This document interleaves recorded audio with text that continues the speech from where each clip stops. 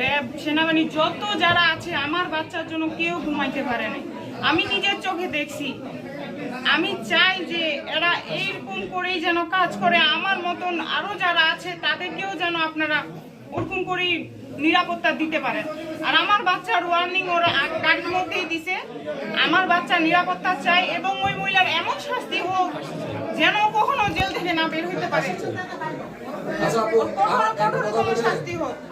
উনি এও বলছে যেদিকে পানি পড়বে ওইদিকে ছাতা ধরবে, মানে এই কথার মানে কি আপনারাই বলেন? আপনারাই বলেন যেদিকে পানি পড়বে ওইদিকে ছাতা ধরবে, এই কথার মানে কি আপনারা বলেন?